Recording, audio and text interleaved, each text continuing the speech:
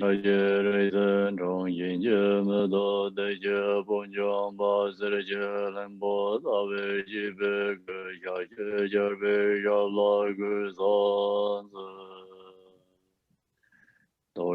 chanjen delo naro damar pa mulai jije gambo ba amor ba jarwai de gombe ga jula manan la zorwan de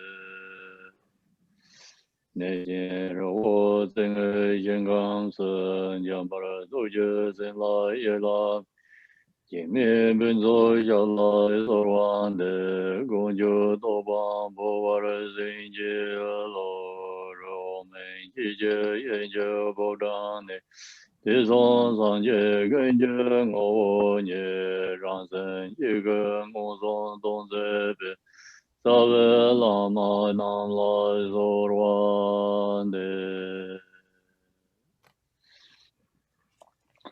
Good evening, everyone. Chào buổi tối mọi người ạ. So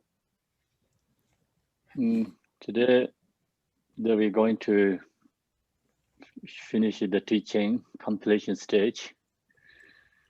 So actually the main important the meditation teaching already finished. We already talked.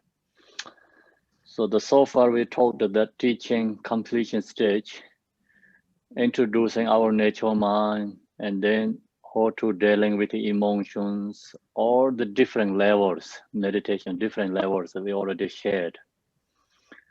So now here is called sustain your experience in your post meditation.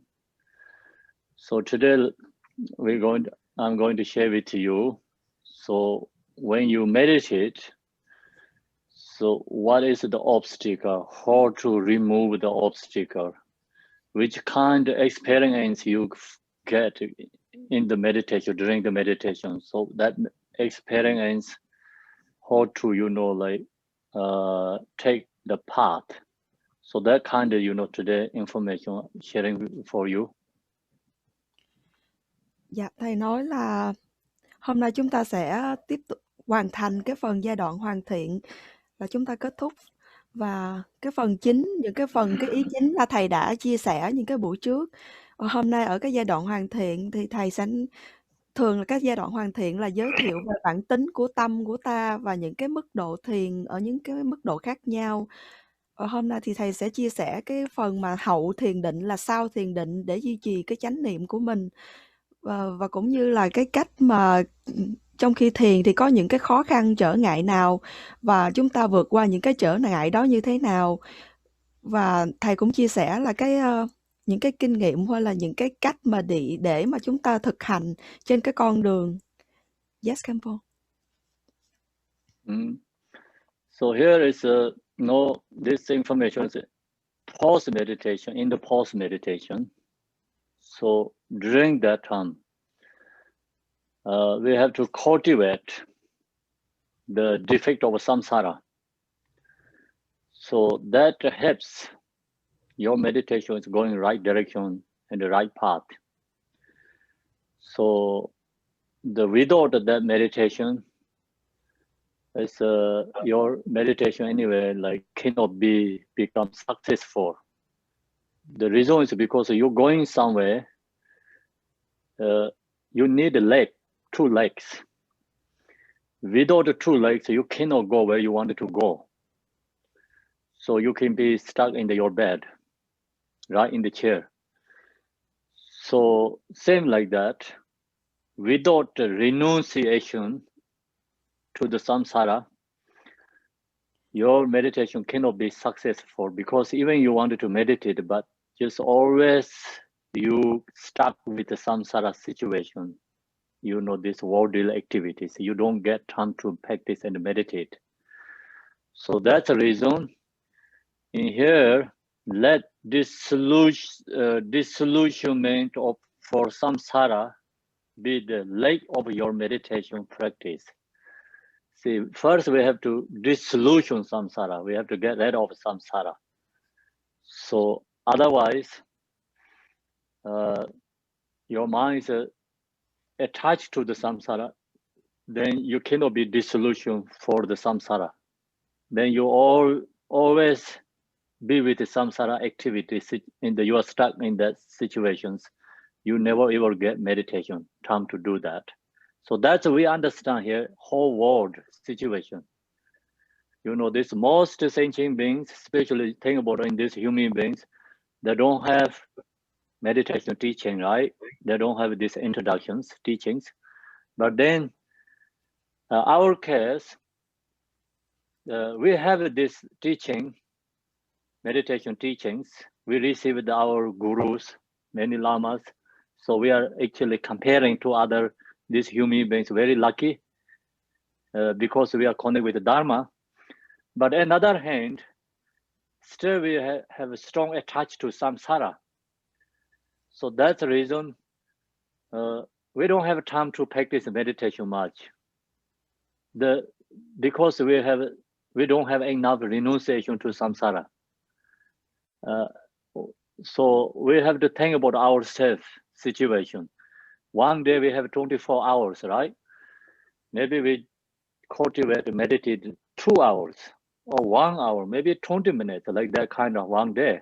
So other all is for activity samsara. So that is so strong karmic imprint, samsara. I mean, samsara's the fixation or karmic imprint is so strong. So then we have to think about ourselves, like even we think is we are doing good, meditate, receiving teaching, but actually our effort is not really enough. It's only we have maybe 2%, 3%, 5%. That cannot be overcome to samsara, right? Yeah. Yeah. Okay. Dạ hôm nay thầy sẽ nói về cái phần mà duy trì cái chánh niệm của mình sau cái thiền định là như thế nào. Là đầu tiên chúng ta phải nghĩ về cái khiếm khuyết của luân hồi sinh tử này. Bởi vì khi mà ta từ bỏ được luân hồi thì nó sẽ giúp cho thiền định của chúng ta đi được đúng hướng. Bởi vì nếu mà trong luân hồi này nếu mà ta không có thiền định á, thì thầy ví dụ là giống như mà ta cần đi đâu với một chúng ta cần có chân để mà đi, tức là cần 2 cái chân để mà đi. Nếu mà không có chân thì chúng ta không thể đi đâu được cả, giống như là ta bị kẹt ở trên cái ghế hay là trên giường. Và ở trong này ta nói là hãy để cho cái sự tỉnh giác của luân hồi làm đôi chân dẫn lối ta đi. Là cho nên người nào mà không có từ bỏ được luân hồi thì người đó cái phần thiền định của họ sẽ không được thành công, bởi vì họ còn bị chi phối bởi những cái hoạt động thế tục, những cái công việc trong thế gian này. Cho nên đầu tiên là thầy nói cái việc quan trọng là chúng ta phải thực hành cái việc mà từ bỏ luân hồi này. Nếu không thì tâm của chúng ta luôn luôn bị bám chấp vào những cái luân hồi, những cái hoạt động thế tục. Mặc dù là chúng ta đã thọ nhận rất là nhiều những cái giáo pháp, so với những chúng sinh khác thì chúng ta rất là may mắn gặp được chánh pháp và gặp được các chư đạo sư để truyền pháp cho chúng ta. Nhưng mà thực sự thì chúng ta vẫn còn bám chấp vào luân hồi này rất là nhiều. Chẳng hạn như khi các bạn thấy là một ngày có 24 tiếng mà các bạn chỉ thực hành khoảng 1 tới 2 tiếng một ngày trong 24 tiếng đó, hoặc đôi khi chỉ có 20 phút mà thôi. Thì so với những cái hoạt động trong luân hồi này thì nó cái phần thực hành của ta nó không có là gì cả, nó không có đủ để mà vượt qua những cái điều mà trong luân hồi này, bởi vì thực hành của chúng ta còn rất là nhỏ. Vì thế chúng ta phải luôn nỗ lực để mà thực hành, để mà những cái bám chấp của chúng ta nó bớt đi, những bám chấp trong luân hồi này bớt đi. Mặc dù chúng ta có thể nghĩ là chúng ta rất là tốt rồi, chúng ta thực hành pháp, nhưng mà điều đó vẫn chưa có đủ. Thực sự là chỉ khoảng 2% tới 5% so với những gì mà chúng ta có thể hoàn thành trong cái việc thực hành pháp của mình mà thôi. Đó là cái phần mà KHENPO so sánh như vậy. Yes, KHENPO. Okay, so now maybe we have get renunciation to samsara. And we really wanting, liberation. So that kind of, strong feeling, we have to create our own mind. How do we get that? Have to meditate. Here says, see, we wear the bandage of impermanence and awareness of death on your heart. So we have to cultivate impermanence again and again.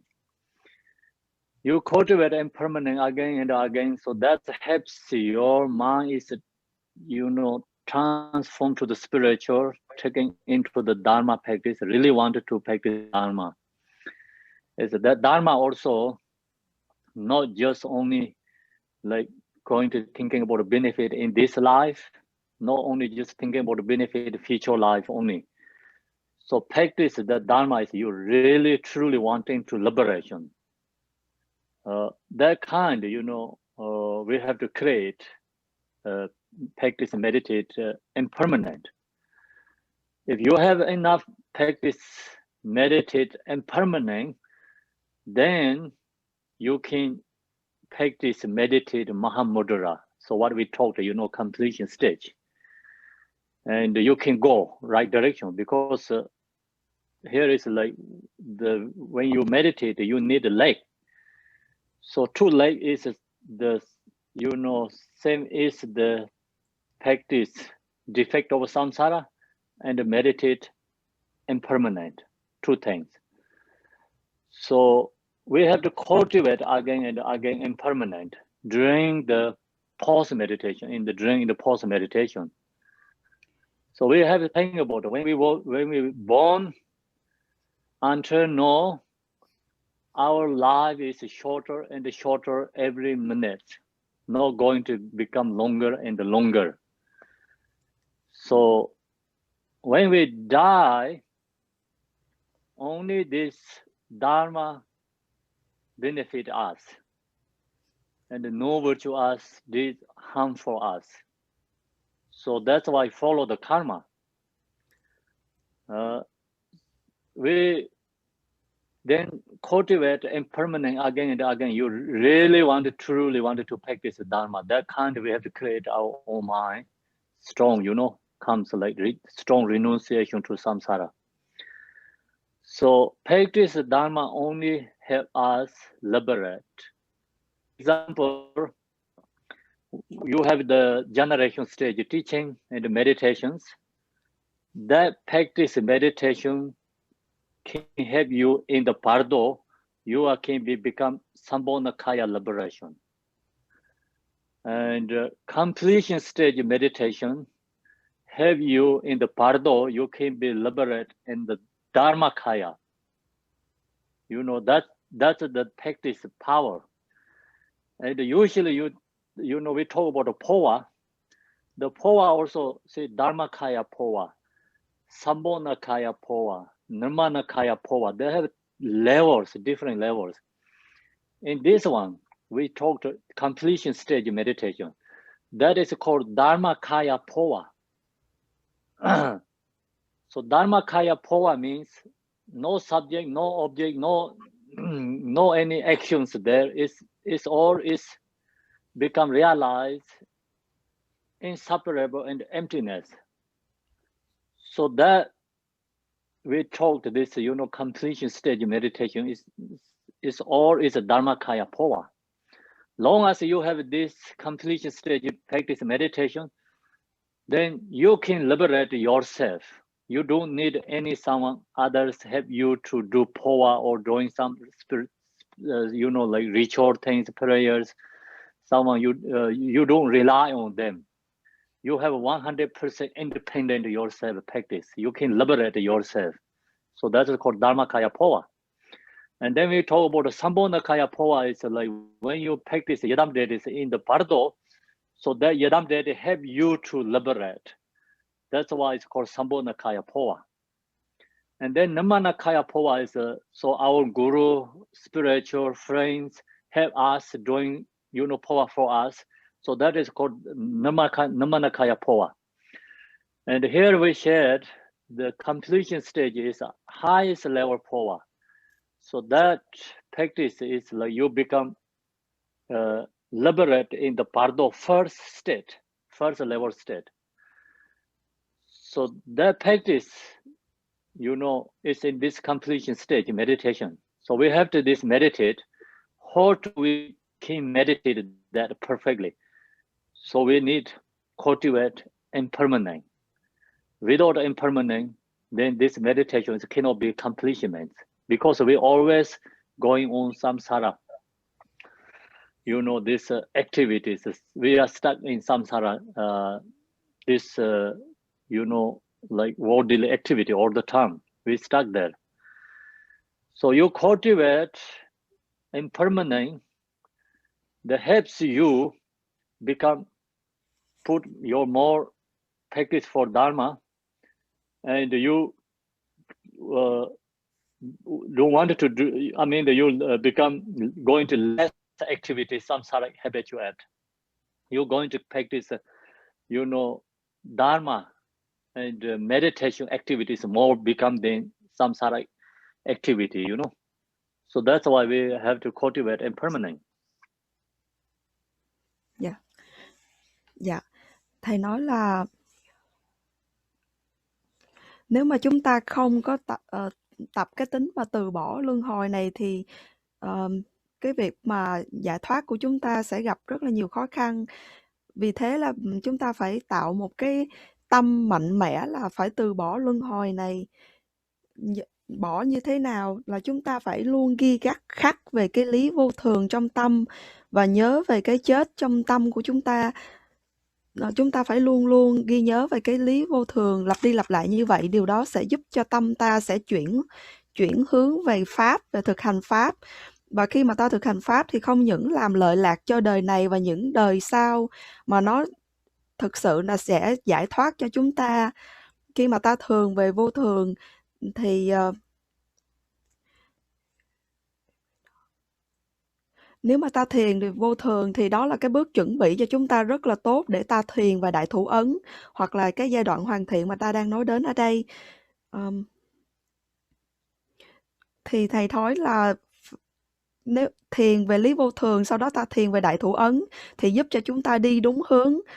Nó giống như là ta có cái đôi chân để mà đi, tức là để cho cái sự tỉnh giác về luân hồi là đôi chân dẫn lối ta đi. Tức là chúng ta thoát khỏi những cái từ bỏ những cái khiếm khuyết của luân hồi và thiền về lý vô thường. Đó giống như là cái đôi chân của ta cho cái việc thiền tập của ta.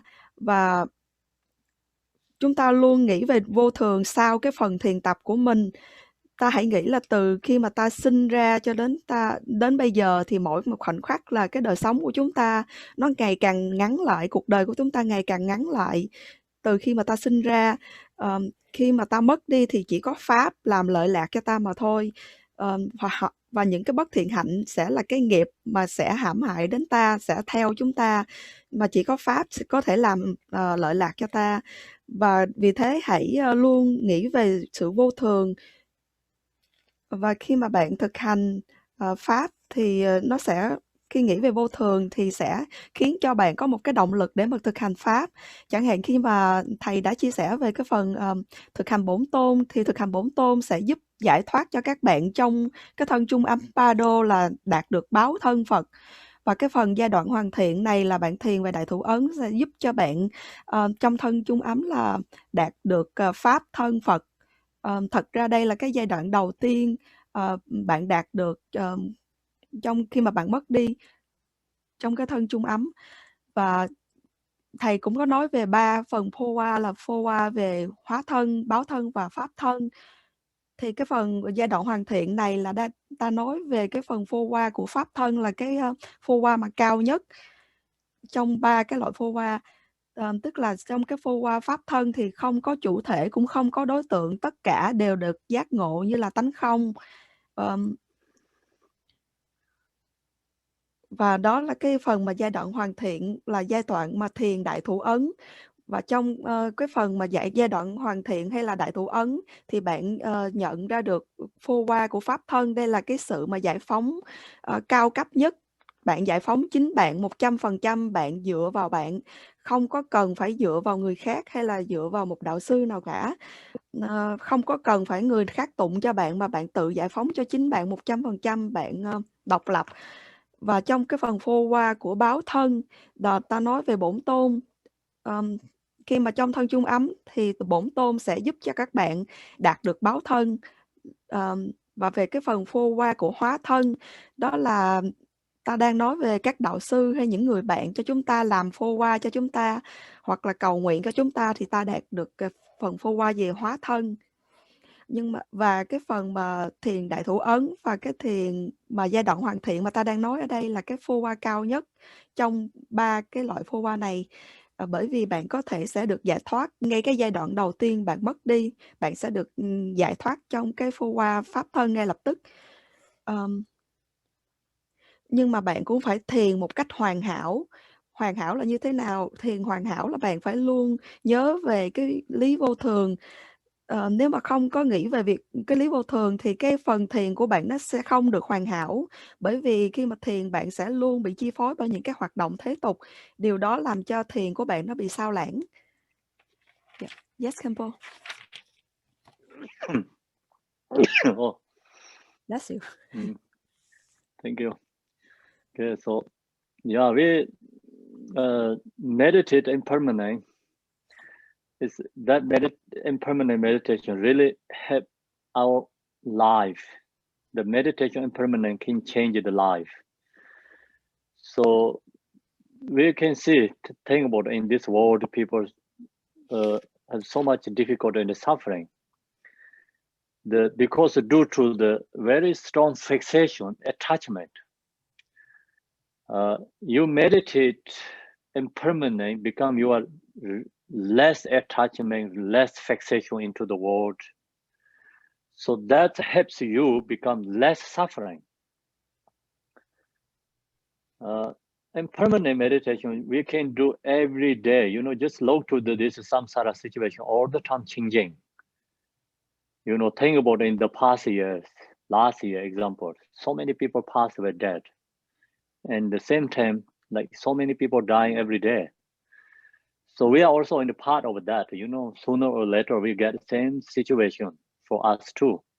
So we think that again and again cultivate, and then think about the past also. We did so hard something, you know, like strong fixation and fighting with something. But now it's like same as dreaming. You really can see what happening past, like something we really don't want to go away. So we so strongly fixation to fight. No, it's low back to all that time. What I did is just same as dreaming. Yeah. No more there. So all the past, whatever we did, is same as dreaming. No, you cannot show anything. Like I say, can you show something for me what you did in the past? Maybe just you can show some pictures or something like that, but you really cannot show anything. That means like nothing is important. Actually, always the same as dreaming. So same is like that future also, whatever situation comes like exactly like that. So you cultivate that again and again.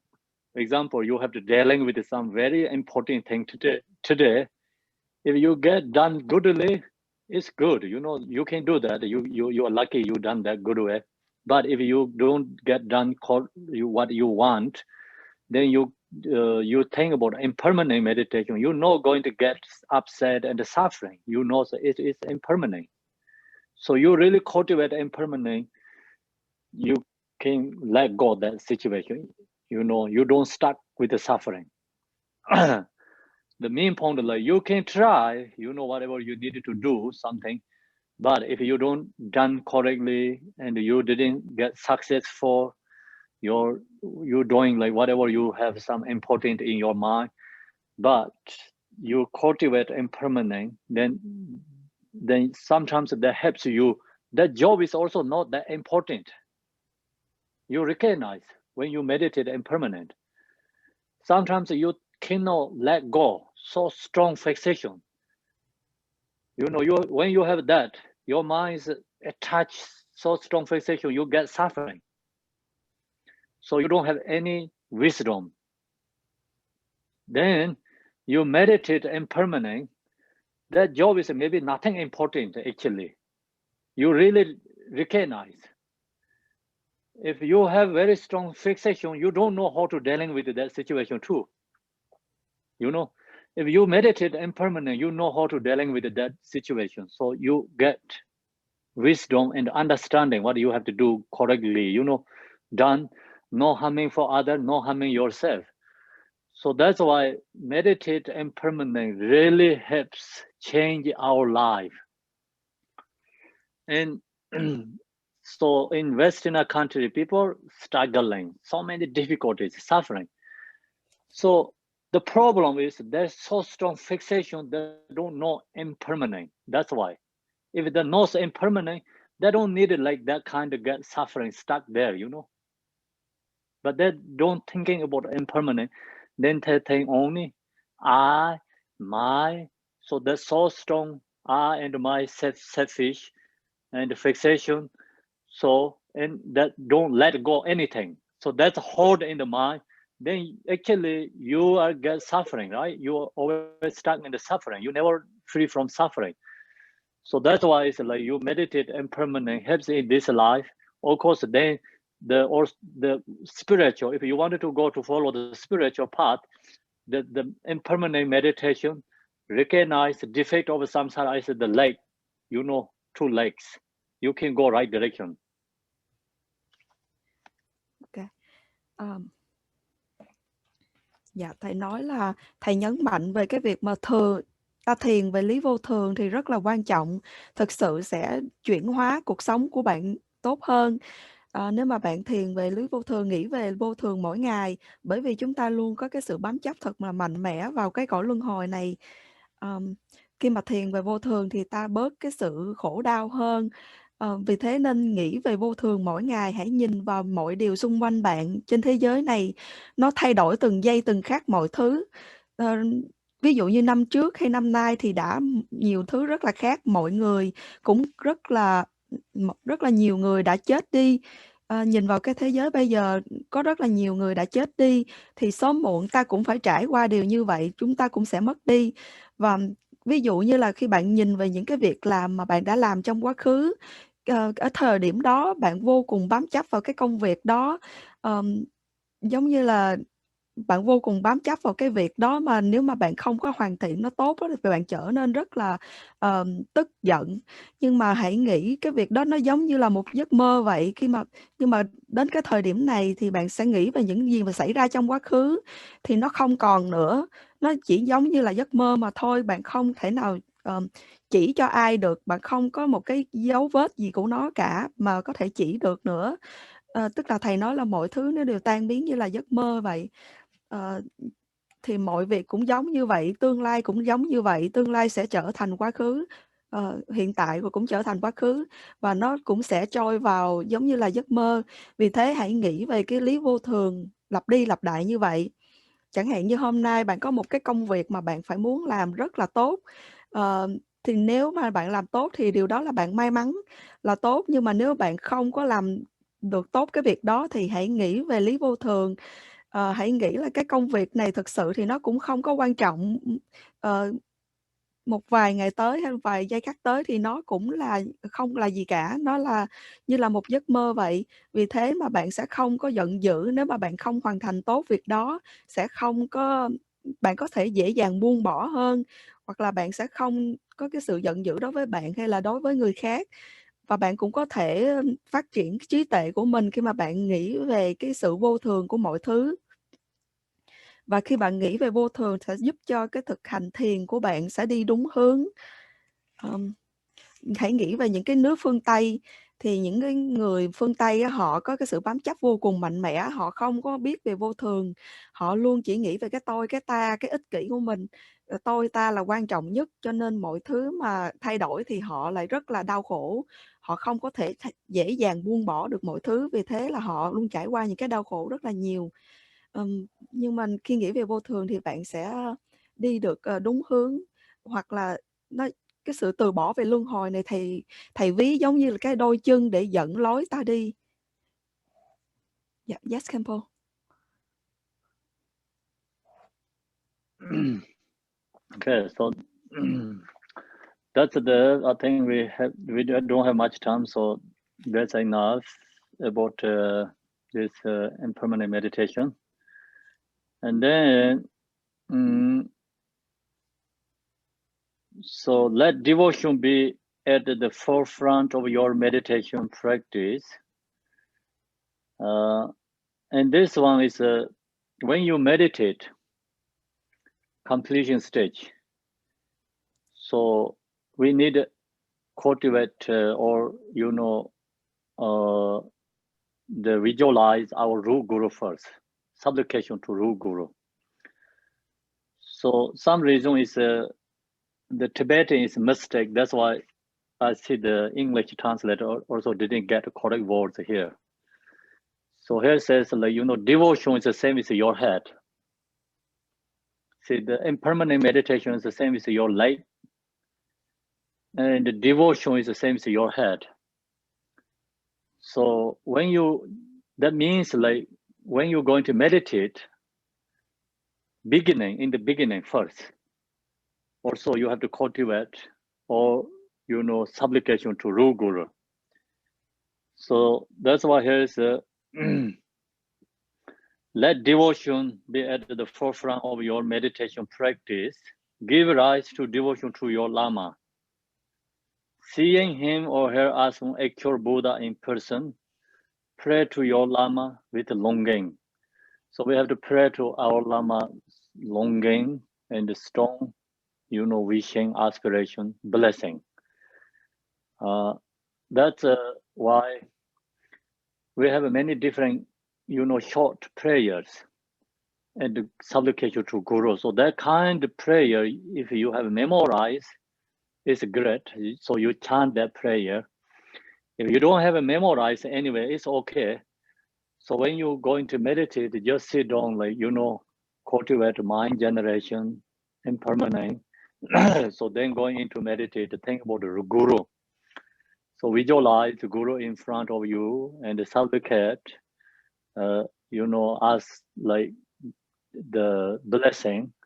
So that helps you to become very strong. Devotion also arise. Devotion arise to the Guru. That devotion is the same as your heads. So important. Devotion connect with the Guru and the Yadam deities. Actually, without the devotion, you can't get any positive feeling when you practice Dharma. Actually, our in Asian culture, Vietnamese, Tibetans, like that, Asian culture have good devotion. So that part is not that difficulty. But Western culture is hardest is for devotion. So they don't know really what devotion means. The really how to devotion to the Guru and the Yadam deities. So that part is really hardest to introduce for them. Our case, I think, in the Vietnamese Tibetan culture is very easy devotion part. Yeah. So anyway, when you meditate, you practice, like you must have to have a devotion. So long as you have a devotion, then you can connect with the Guru, you can connect with the Yadam deities. Without a devotion, we cannot connect with any Buddha and the Yadam deities. So then without a devotion, actually you don't have anything special object. So we talk about the special object is all through the devotion. Long as you have a devotion, then Thanga is a special, statue is a special, and temple is a special, holy mountain, holy pilgrimage. We go to pilgrimage, holy space place also, special become for who has devotion. Who don't have devotion, they all is the same thing for them, ordinary, nothing for them, anything special for them. So even Buddha is appeared to the front of them who don't have a devotion. The Buddha is also same as just an ordinary person for them. No anything can benefit, Buddha cannot benefit for them. And they don't also see anything special. Buddha is a special. So If who don't have devotions, they'll go to the temples. Same as go to the, museum. So people go to the museum, they see different kind of object in there, like just go around, not any connections that much, just sometimes like histories. So like that, if they don't, someone who don't have a devotion, they're going to the temples, you see the different tankas, statues, history things, or the Buddha's traveling activities, they all same is for, someone going to the museum is nothing, any connections. So who has a devotion, they go to the temple is special, become their feeling is different. That is the, difference. Who has a devotion, who don't have a devotion, difference is. Object is the same, but without the devotion, you cannot see anything special there. Dạ. Dạ, thầy đọc tiếp là hãy vứt bỏ mọi bám chấp vào kế hoạch trong đời này, hãy để cho lòng sùng mộ. Hãy để cho lòng sùng mộ là kim chỉ nam cho thực hành thiền định của bạn. Hãy khởi lên lòng sùng mộ với đạo sư của bạn và hãy xem Ngài chính là Đức Phật thực sự hiện diện trong thân xác, và hãy cầu khẩn đến đạo sư của bạn một cách chí thành và miên mật. Và thầy nói là chúng ta đã vừa kết thúc cái phần thiền về lý vô thường. Đó là cái phần giống như là cái đôi chân dẫn lối cho ta là khi mà ta thiền về lý vô thường. Và tiếp theo là phần này là nói về cái lòng sùng mộ. Khi mà thực hành giai đoạn hoàn thiện thì hãy quán tưởng và cầu khẩn đến đạo sư gốc của bạn là việc bạn làm sau khi mà bạn nghĩ về vô thường. Sau đó bạn quán tưởng và cầu khẩn đến đạo sư của bạn. Khi mà cầu khẩn như vậy thì lòng sùng mộ sẽ khởi lên trong bạn, và cái lòng sùng mộ giống như là cái đầu của cái việc thực hành thiền của bạn là cái đầu, và cái phần mà thiền về cái lý vô thường chứ giống như là cái phần chân của cái phần thiền của bạn. Tức là trong thiền định sẽ có phần đầu, tức là đầu chính là cái phần mà sùng mộ khởi lên, và cái phần chân tức là thiền về lý vô thường. Có nghĩa là khi mà bạn ngồi xuống thiền định thì đầu tiên là bạn thiền về lý vô thường, sau đó là khẩn cầu đến đạo sư của bạn để nhận được gia trì, và cầu khẩn đến Ngài với một cái sự như là tha thiết. Bạn có thể có thực sự chúng ta có những cái bài cầu khẩn đến đạo sư, bài ngắn, bài dài khác nhau. Nhưng nếu bạn có thể ghi nhớ được những cái bài cầu nguyện đến đạo sư này thuộc lòng thì rất là tốt. Nhưng nếu mà bạn không nhớ những bài này thì cũng không sao, cũng ok. Và thầy nói khi mà thiền thì đầu tiên hãy nghĩ về vô thường, sau đó cầu khẩn đến đạo sư để đạt gia trì. Khi mà cầu khẩn thì lòng sùng mộ của bạn đến đạo sư sẽ được phát triển mạnh mẽ hơn. Và đó chính là cái phần đầu của thiền của bạn, ví như là cái đầu của thiền định của bạn. Bởi vì khi mà có cái sự sùng mộ thì bạn sẽ kết nối được với đạo sư, kết nối được với bổn tôn một cách sâu sắc hơn. Nếu mà không có lòng sùng mộ thì không có một cái cảm xúc đặc biệt nào cả khởi lên. Thầy ví dụ cái sự khác biệt rất là lớn giữa những cái người châu Á như người Tây Tạng hay là người Việt Nam của chúng ta, thì có thể khởi lên cái lòng sùng mộ rất là tự nhiên, rất là dễ dàng. Nhưng mà đối với những người phương Tây, họ không biết về cái lòng sùng mộ. Đây là điểm khác biệt rất là lớn. Người phương Tây thì họ không có dễ dàng giới thiệu, họ nói cho họ nghe về cái lòng sùng mộ là gì, bởi vì nó còn mới mẻ đối với họ. Nhưng mà người Việt Nam hay là người Tây Tạng thì họ đã biết cái điều này rất là dễ về cái lòng sùng mộ, họ đã có sẵn trong họ lòng sùng mộ. Cho nên đây là cái điều khác biệt rất là lớn. Bởi vì khi mà bạn thiền, bạn phải biết về cái lòng sùng mộ để mà có thể kết hợp với hay là liên kết với đạo sư và bổn tôn một cách dễ dàng, sâu sắc hơn, cái mức độ sâu sắc hơn. Chẳng hạn như thầy nói là nếu mà không có lòng sùng mộ thì bạn đi vô một ngôi chùa thì giống như là bạn đi vô một cái nơi triển lãm, một cái nhà bảo tàng vậy. Bạn nhìn những cái tranh ảnh hay là tượng Phật, nếu mà không có lòng sùng mộ thì bạn chỉ nghĩ đó là những cái điều bình thường, những cái vật thể bình thường, tầm thường mà thôi. Nhưng mà đối với những cái người mà có lòng sùng mộ thì họ thấy mọi thứ đều đặc biệt, có một cái sự liên kết nối về tâm linh đối với họ. Họ đi vào chùa, họ thấy được những cái tranh Phật, tượng Phật thì có một cái cảm giác rất là đặc biệt trong họ khởi lên, đó là một cái điều khác biệt. Vì thế cái lòng sùng mộ rất là đặc biệt, mà là một cái điều mà bạn phải khởi lên để mà bạn có thể tạo kết nối. Yes. Yes, KHENPO. Yeah, so devotion is important for, Buddha Dharma. So long as we have a devotion to the Buddha Dharma, then Buddha Dharma exists in the world. So one day all the devotion is gone to Buddha Dharma, then the Buddha Dharma is not existed in the world. So the temples and other objects cannot represent Buddha Dharma is exist in the world. So people don't have devotion anymore. The thousands temples in the world doesn't become anything special. It's always the same as just I told the museum, Yeah. And that's why the most important is the devotion. Long as we have a devotion to Buddha Dharma Sangha, Buddha Dharma is exist in the world. So that's the reason we also have to help for others, other beings, and other beings means like special, of course, human beings, others. Like you help them to have devotion to Buddha Dharma Sangha. That is become your big gift for them. You really help them,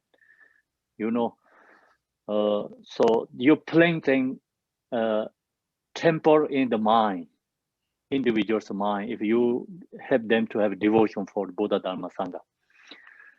So all the thing about like his story is the previous these gurus. You read the stories. That's always through the devotion. They get blessing. They practice. They become realized. So you also have to read that kind of like biography and stories. Read again and again helps arise devotion to your guru. So example, like we have to read like Naropa's story. So Telopa gave him so much hardship to Naropa, he never give up. He has so strong devotion to his guru. Whatever guru says, he does that. He give up his own life or, serve the guru. And Telopa gave him 24 very strong punish to Naropa. He all endured that and used that for his practice. Become all this hardship is useful. It's because he's become liberate. And then Marpa Loza, his devotion to his guru, so he gave up everything. Marpa Loza, you read his biography. He went to 3 times India. Each time he had to spend 7 years, 3 years to go to India, and that time. That trips is not that easy, right? No, we can go to India. It's not like that time. It's always a free food. And he have to carry his food, everything, his own bag, and each journey takes monthly, weather is so hard. And he has a very strong devotion when he see the guru, he offering everything. And also when he go back to in Tibet, his guru is to stay in the Plahari, the big here, small mountain, top over there. So Marpa Loza, he never just go back to regular, ordinary people way. Each step he post station to the mountain and going, big fort to go all the way, go down to the mountain. Each step he doing post station and go back fort. And the next step and do one post station and all the way go down like that way. So it's very strong devotion. And then you see the Milarepa's story. Always a hardship. It's devotion to the guru. So that kind, you read the guru's devotions, really helps arise devotion too. Ok, dạ. Thầy nói là Vì thế cái lòng sùng mộ rất là quan trọng để cho giáo pháp và Phật pháp tồn tại. Khi nào mà chúng ta còn lòng sùng mộ thì giáo pháp và Phật pháp vẫn còn tồn tại, và khi nào ta không còn lòng sùng mộ thì điều này sẽ không còn tồn tại nữa. Cũng giống như vậy, các ngôi chùa hay là các vật thể của pháp cũng không thể nào tượng trưng được. Nếu mà chúng ta không có lòng sùng mộ thì những cái điều này không thể nào tồn tại lâu dài được. Vì thế điều quan trọng là phải khởi lên cái lòng sùng mộ, thì khi đó thì Phật pháp sẽ được còn tồn tại trên thế giới này. Và chúng ta khi mà ta cũng nên giúp đỡ người khác hiểu về, khơi dậy trong họ cái lòng sùng mộ. Thì khi mà bạn khơi dậy cái lòng sùng mộ trong người khác được thì điều đó giống như là bạn tặng cho người đó một cái món quà rất là lớn, có giá trị. Khi mà bạn khơi lên được Phật pháp trong tâm một người khác thì giống như là bạn đã đem cả một cái ngôi chùa lớn vào trong họ, tức là bạn đã tặng cho họ một cái món quà rất là lớn. Và bạn cũng nên đọc những cái tiểu sử, những cái câu chuyện của các đạo sư trước đây, các đạo sư đã giác ngộ. Khi mà đọc những cái tiểu sử như vậy thì lòng sùng mộ của bạn khởi lên, và bạn nghĩ về cái cách mà các vị đạo sư đó đã nhận được gia trì qua cái lòng sùng mộ của họ như thế nào, và họ đạt được giác ngộ như thế nào qua cái cách đó. Chẳng hạn như là ví dụ thầy kể câu chuyện của ngài Naropa, Đức Naropa đã trải qua vô cùng cái sự khó khăn, làm bất cứ mọi thứ mà đạo sư gốc của thầy ngài là Tilopa đã trao cho ngài, không có nề hà việc gì cả, mà ngài có thể hy sinh cả mạng sống của chính mình cho Tilopa, và không có những cái công việc mà được giao phó cho ngài làm là vô cùng khó nhọc, nhưng ngài không bao giờ nề hà việc gì cả. Và qua cái Tilopa đã trao cho 24 cái việc mà khó nhọc cho ngài, có tổng cộng 24 cái việc đó để mà cho ngài Naropa, nhưng mà Naropa đã hoàn thành điều đó xuất sắc, và ngài biến những cái khó nhọc đó thành cái thực hành của ngài, và ngài đã được giải thoát. Cũng như vậy, như là cái câu chuyện của Mapa đã đến tìm kiếm cái cách mà ngài tìm kiếm đạo sư gốc của ngài là vô cùng khó khăn. Cái hành trình mà ngài đi tìm đạo sư gốc của ngài là phải đến Ấn Độ 3 lần, nhưng mà cái chuyến đi đó thì gặp vô cùng gian khó. Ngài phải mang những cái đồ ăn rất là nặng nhọc trên người của ngài, và mỗi một chuyến đi như vậy nó kéo dài cả tháng trời. Và khi mà ngài gặp được đạo sư thì ngài cúng dường tất cả mọi thứ mà ngài có được, rồi sau đó ngài quay về Tây Tạng. Trong khi đó đạo sư của ngài ở trên núi thì Mapa đã, cái cách mà ngài Mapa đến gặp đạo sư của mình ở trên núi là ngài mỗi một bước như vậy ngài lại lễ lại xong rồi ngài đi lùi lại, rồi ngài lại tiếp tục lễ lại, rồi lại đi lùi lại như vậy, rồi lại lễ lại. Điều đó là chứng tỏ là cái lòng sùng mộ của ngài như thế nào khi mà ngài bước lên cái đỉnh núi đó, qua cái việc từng bước như vậy mà ngài lễ lại cho đến khi mà ngài đạt đến cái đỉnh núi đó. Và cũng như vậy, cái câu chuyện của Milarepa đã trải qua vô cùng gian khó, đã chứng tỏ được cái lòng sùng mộ của ngài đến đạo sư gốc của ngài. Và đó là những cái câu chuyện mà ngài chia sẻ, thầy chia sẻ. Yes, Kambola. Okay, so yeah, so like that, what I shared, like the Gampopa have his devotion to Malarepa, and Pamotopa has a devotion to his guru, Gampopa. Jigten Sumgung devotion to Pamotopa, his teacher. All this story is amazing. You know, you read this whole biography, it helps you and to connect with the guru.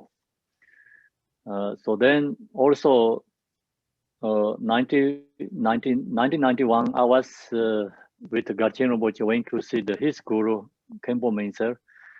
So I saw the, you know, my directly, like my guru has devotion to his guru, all the connections. So that have long stories, but we don't have much time to share you that. You know, it's really this special. So that all is like, you know, historically this gurus, like true gurus devotion is amazing, and that's why they all these lineages bring until now, you know, all the way unbroken lineages until now we have. It's called blessing lineages. It's all through the devotions, and so that's what you have to understand. And when you meditate, so you connect with the Guru and the supplication to Guru, and then go into the Mahamudra meditation. So that's a very important. That helps you recognize your own natural mind. So recognize our natural mind is through the devotion, Guru's blessing. You know, that's where you recognize. If you go to intellectual way, very hard to connect with the Guru and, you know, recognize the natural mind. You know, like when you study Buddhist philosophy, actually we didn't talk about devotion is important. Because when you study the Buddhist philosophies, it's most important is our knowledge and our own, you know, investigating, like using the analytical logic. That is most important. That helps you understanding the true phenomena, like, or this, you know, you understanding the nature of phenomena. But when you're going to meditate, then intellectual cannot use, especially in this completion meditation, you have to use devotion. The Torah is devotion. When you're going to study Buddhist philosophy, you wanted to know Buddha's teaching, then you have to use the knowledge. Torah is your intellectual. So that's why sometimes we say devotion is not important, but that means like when you study that time, but devotion is very important. That means like when you meditate. Dạ, thầy nói cũng giống như vậy, là Gampopa đã bày tỏ một cái sự sùng mộ đối với đạo sư của ngài là Milarepa, và cũng giống như vậy là Pamodrumpa bày tỏ lòng sùng mộ đối với Gampopa, và tổ chức Ten Samgon cũng có lòng sùng mộ đối với đạo sư của mình là Pamodrumpa. Và tất cả điều này sẽ, khi mà bạn đọc được những điều này sẽ giúp cho bạn khơi dậy cái lòng sùng mộ của mình. Và năm 1991 thì thầy cùng có cái cơ hội được đi cùng với Gachen Rinpoche là đạo sư của thầy, để gặp KHENPO Monsur là đạo sư của Gachen Rinpoche, và nhờ như vậy mà thầy có cái cơ hội được trực tiếp thấy được cái lòng sùng mộ của đạo sư của mình đối với đạo sư gốc của ngài. Và bạn sẽ đến cái sự hiểu biết rằng đây là cái nhờ cái lòng sùng mộ như vậy mà cái dòng truyền thừa này nó không có gián đoạn, cho nên gọi là dòng truyền thừa có sự gia trì, có sự ban phước. Và đó là cái cách mà dòng truyền thừa được duy trì không gián đoạn qua cái lòng sùng mộ. Khi mà bạn thiền thì bạn hãy nên cầu khẩn đến đạo sư để khơi dậy lòng sùng mộ của mình. Sau đó bạn bắt đầu phần thiền đại thủ ấn của mình, và điều này sẽ giúp cho bạn thấy được bản tính của tâm mình. Bạn thấy được bản tính của tâm mình qua cái sự gia trì của đạo sư, và sự gia trì đó đạt được qua lòng sùng mộ của bạn. Khi mà ta nói về giảng dạy các giáo lý của Đức Phật, các Phật Pháp, thì chúng ta sử dụng cái kiến thức đầu óc của mình, trí thức của mình, như là dùng những cái logic, cái sự phân tích để mà hiểu cái chân lý của các hiện tượng, và ta không đề cập nhiều đến lòng sùng mộ khi mà ta nghe các giáo pháp. Nhưng mà khi mà bạn bắt đầu thực hành thiền của mình á, thì bạn sẽ không dùng đầu óc hay là dùng những cái logic để phân tích nữa, mà bạn chủ yếu là dùng cái lòng sùng mộ của mình trong thiền của mình, trong thiền thực tập. Vì thế là khi mà bạn thường nghe những cái giáo pháp á, thì bạn sẽ không có nghe nhắc nhiều lớn về lòng sùng mộ lắm, mà bạn chỉ nghe được những cái logic để mà phân tích mà thôi. Nhưng mà có cái sự khác biệt, đó là khi bạn thiền thì bạn không cần dùng những cái đầu óc trí thức nữa, mà bạn phải, điều quan trọng là bạn phải khởi dậy được cái lòng sùng mộ của bạn ở đây khi bạn thiền. Yes, KHENPO. Okay. So then when meditating, rest in the open, vivid awareness of clarity and emptiness. So that is then when you go into the meditate. So that part we already share, you know, your mind goes open, vivid awareness of clarity and emptiness. As you are abiding in this state, when you are into your natural mind, meditate, whatever subtle or gross thoughts and emotion arise, recognize them. So we already told that too. When you meditate, that sometimes subtle level thoughts comes, sometimes gross level thoughts comes, emotion also arising when you meditate. So you have to recognize that, these thoughts and emotion. By recognizing them, they will disappear since they have no inherent existence. Long as you recognize you have thoughts, emotions, then they already we talked, they are rootless, groundless, no exist, going in, can transform into the Dharmakaya, go to the emptiness. Dạ, thì thầy nói tiếp là khi mà bạn thiền, như là thầy đã giảng những cái buổi trước, là cái này là lặp lại. Khi mà bạn thiền thì hãy thư giãn tâm bạn trong cái trạng thái rỗng rang, rộng mở, sinh động, với một sự tỉnh giác của tánh không và cái tánh sáng tỏ. Khi mà bạn an trụ trong cái trạng thái này thì bất cứ những cái niệm tưởng hay cảm xúc nào là vi tế hay là thô lậu khởi lên thì đơn giản chỉ nhận ra chúng. Khi mà bạn nhận ra chúng thì chúng sẽ biến mất một cách tự nhiên mà không có, bởi vì chúng thực sự là không có tồn tại. Bởi vì những cái niệm tưởng và những cảm xúc của bạn thì nó không có gốc rễ, không có an trụ ở một nơi nào cả. Nó không có thực sự tồn tại ở đâu cả. Khi mà bạn nhận ra được điều này thì bạn chuyển hóa những cái niệm tưởng này thành pháp thân. Yes, KHENPO. So then when you do this, all sorts of meditative experiences or phenomena will arise, high and low. So when you meditate, then different kind of source of experience arise. So that is the, nature, kind of means just everyone has that.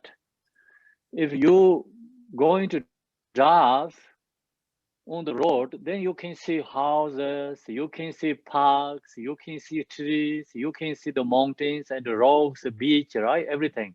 If you don't go, you don't see. So same like that. As long as you meditate, you have this kind of source of all experience. Dạ, thầy nói tiếp là khi mà bạn thực hành như vậy thì mọi thứ kinh nghiệm thiền định cả cao hay là thấp đều có thể sẽ xảy ra. Cũng giống, đây là cái điều tự nhiên, mọi người đều có những kinh nghiệm như vậy, như kinh nghiệm cao hay là kinh nghiệm thấp. Cũng giống như bạn đi trên một cái con đường thì bạn sẽ thấy như là có biển thì đó ở dưới và có núi thì nó ở trên cao, và những cái cảnh xung quanh thì điều đó xảy ra khi mà bạn đi trên con đường, nhưng nếu bạn không đi trên con đường đó thì bạn sẽ không thấy gì cả. Cũng như vậy, khi mà bạn không thiền thì bạn không thấy gì cả, nhưng mà khi bạn thiền thì tất cả những kinh nghiệm cao và thấp đều có thể xảy ra. Yes, KHENPO. So this experience section is not always the same, It's dependent individual also has a different kind experience. The main point when you meditate, whatever arises experience, your own experience, have to let go. Cannot be fixation to your own experience. So you just recognize what you have, then let go. If it's very hard to let go, you can talk with your meditation teacher, ask like how to dealing with the experience. So experience is good or bad, it doesn't matter. Anyway, the good experience, bad experience, both have to let go. No fixation to the experience. And the main point, usually the teachers shares three experience, biggest three experience. One is like sanyam, means like clarity experience. So when you meditate, you like kind of break light, or it's like 100 suns shines, like very clear experience. So that's also have some meditators have that experience, clear aspect experience. Sanyam. Denyam, another is the experience is like joy, happy, and you wanted to laugh, and you saw truly joy, something going on your mind. So that kind of experience arise, sanyam, denyam, and also motopanyam. Another is like you don't have any thoughts. You don't think about anything. Just your mind has become very stable, calm, and peace. Like no any thoughts. It's be kind of like present all the time. that kind of experience arises. That three is just the biggest experience, you know, generally. But then individual has their own different kind of experience. When this three experience comes, the who don't know the meditation, it's instructions, like don't have a guide. When the sanyam, like, you know, clarity experience arise, you that thing, oh, I have realized Mahamudra. When you have this joyful experience arise, that thing, oh, I have experienced, realized Mahamudra. And also, like, you know, calm, stable mind, and the mind don't have any thoughts. That kind of experience arise. People think I have a Mahamudra, but they said that is still no Mahamudra. So that is good direction. You are going to good direction, but you cannot attach to any this three experience. Dạ. Và thầy nói tiếp là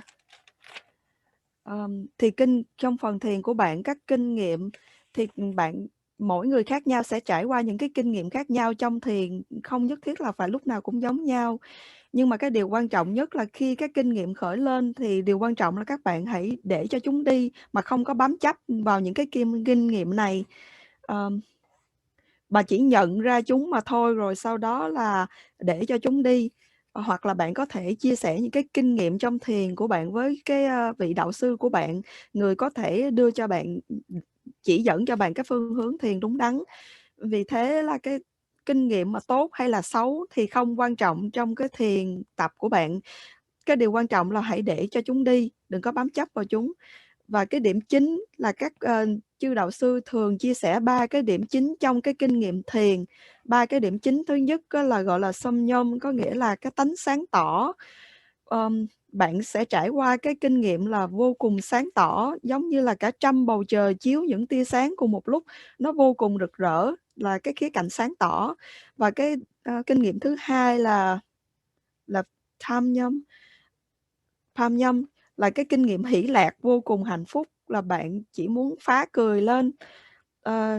Đó là cái kinh nghiệm vô cùng hỷ lạc trong tâm của bạn nó khởi lên. Và cái kinh nghiệm thứ ba là latonyum, là giống như là tâm của bạn không còn một cái niệm tưởng nào cả, nó hoàn toàn vắng bặt những cái niệm tưởng, và cái điều đó nó kéo dài rất là lâu, nó ổn định rất là lâu. Tâm của bạn trong cái trạng thái ổn định, trong cái trạng thái hiện tại mà không có những cái niệm tưởng rất là lâu, thì bạn sẽ cảm nhận cái sự an lạc và thanh thản trong tâm. Thì đó là 3 cái kinh nghiệm mà quan trọng nhất, lớn nhất mà các thầy thường nói. Và mỗi người khác nhau sẽ trải qua những cái kinh nghiệm này khác nhau.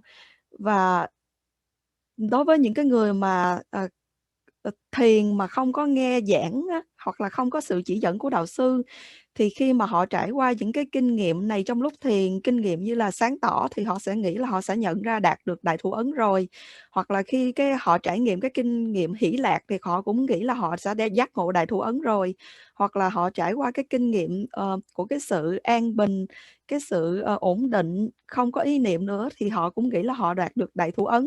Nhưng mà không phải như vậy, họ chưa có đạt được đại thủ ấn. Đây chỉ là một trong những cái dấu hiệu mà họ đang đi đúng hướng mà thôi.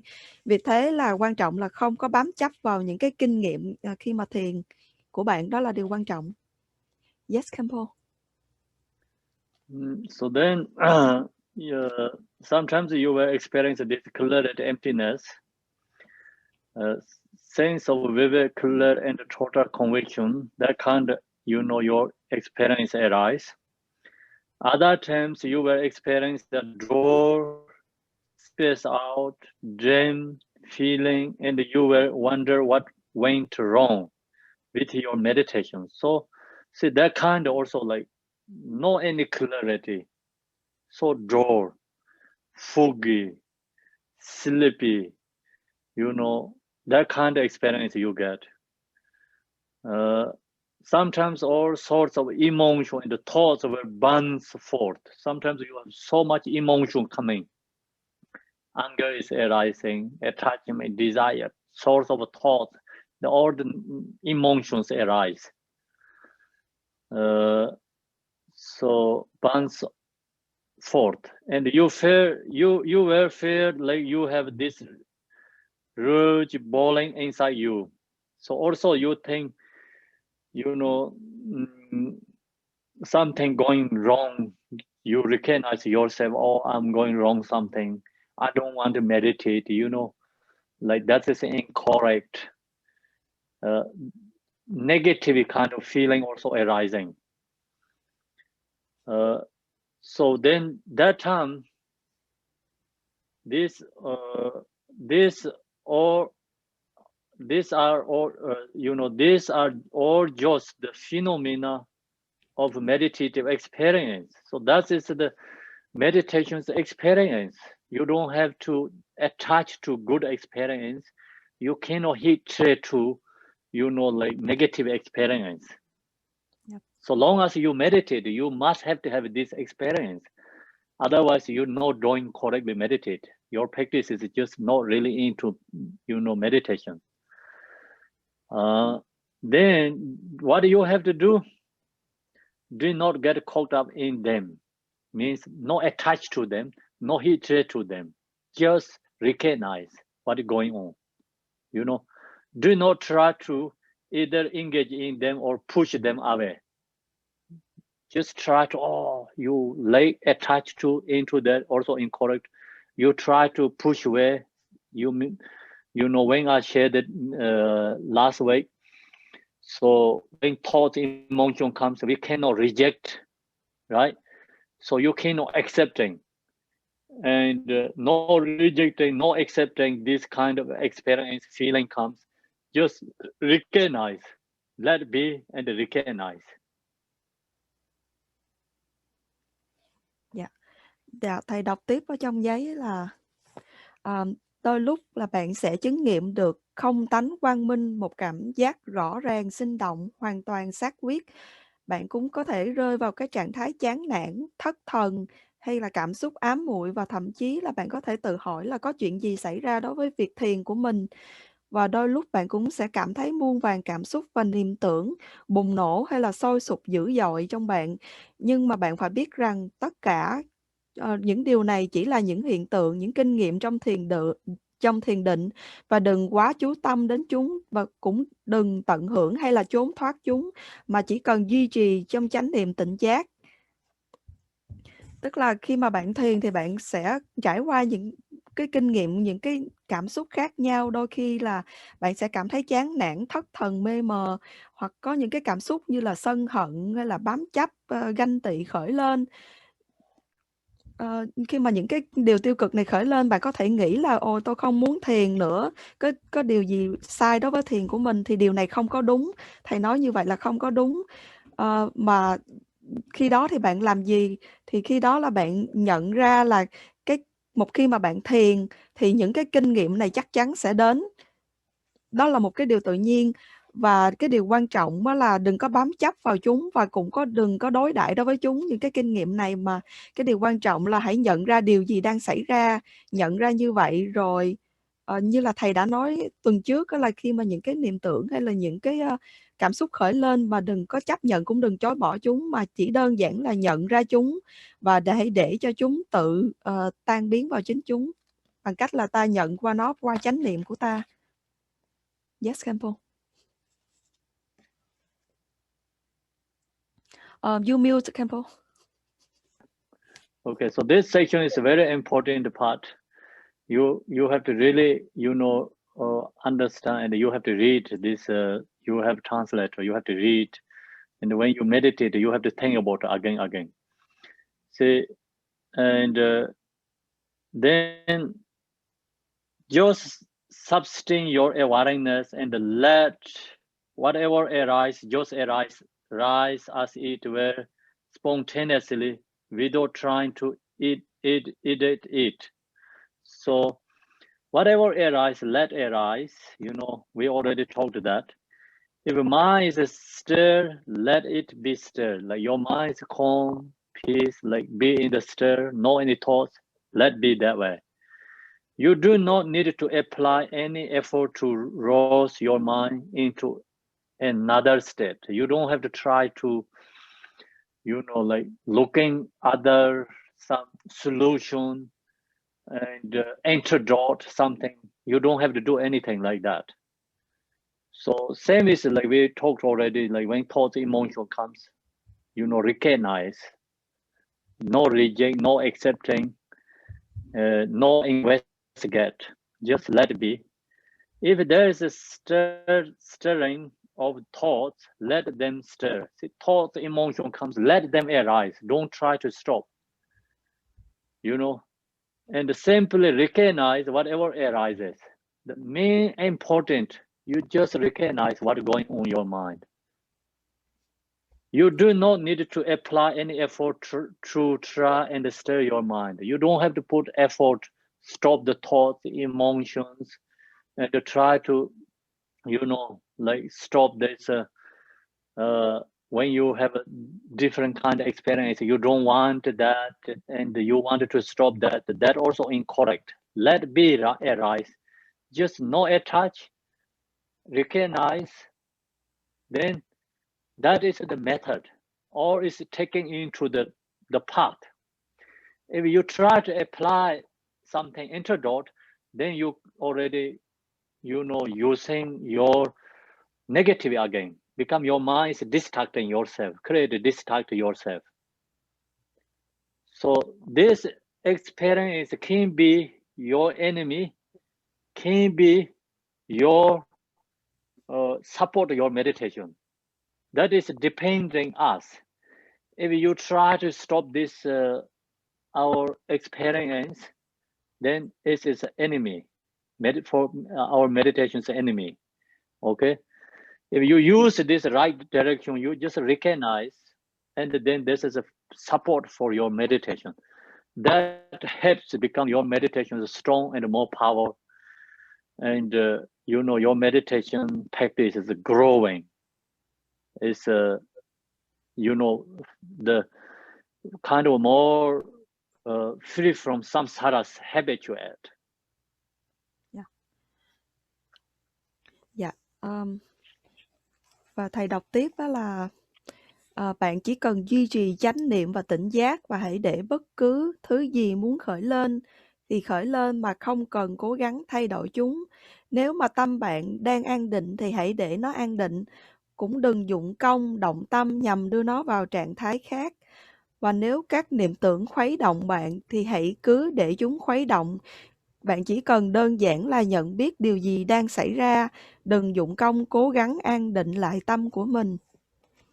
Điều này rất là quan trọng, và những cái hàng này thầy nói rất là quan trọng. Khi mà bạn thiền thì bạn nên đọc lại những cái hàng này khi mà bạn thực hành thiền của mình, để mà làm nó là cái sự hướng dẫn cho phần thiền của bạn. Cái điều quan trọng ở đây là bất cứ điều gì khởi lên thì hãy để cho chúng khởi lên. Khi mà tâm của bạn nó an định thì hãy để cho nó an định. Khi mà niệm tưởng hay là cảm xúc khởi lên thì hãy đơn giản là nhận ra chúng, mà không có đầu tư hay là phân tích vào chúng, chỉ nhận ra chúng và để cho nó tự nó biến mất trong chính nó. Khi mà những cái niệm tưởng, điểm chính đó là bạn chỉ nhận ra được những điều gì mà đang khởi lên, đang diễn ra trong tâm bạn mà thôi. Chỉ đơn giản là đang nhận biết, theo dõi nó mà thôi. Bạn sẽ có những cái kinh nghiệm khác nhau, thì hãy để cho những cái kinh nghiệm này khởi lên mà không bám chấp vào chúng. Đây chính là cái phần thiền. Bởi vì khi mà bạn cố gắng áp dụng những cái phương thức đối trị thì bạn đang làm cho cái tâm của bạn nó bị sao lãng qua những cái việc mà bạn cố gắng chuyển cái hướng của tâm bạn theo những cái hướng khác. Thì cái kinh nghiệm trong thực hành của bạn khi mà nó khởi lên, nó có thể là kẻ thù hay là nó sẽ là cái sự hỗ trợ cho thực hành của bạn, tùy thuộc vào cách mà bạn áp dụng nó như thế nào. Khi mà những kinh nghiệm khởi lên mà bạn cố gắng dập tắt những cái kinh nghiệm này thì nó sẽ trở thành kẻ thù của bạn. Mà khi mà những cái cảm xúc hay là những cái ý nghĩ khởi lên, những cái kinh nghiệm khởi lên mà bạn nhận ra nó ngay lập tức, thì cái việc này sẽ là cái sự hỗ trợ cho thiền của bạn, giúp cho thiền của bạn trở nên mạnh mẽ hơn, thiền của bạn sẽ phát triển tốt hơn, và sẽ giúp cho bạn thoát khỏi những cái thói quen mà bám chấp vào luân hồi của bạn.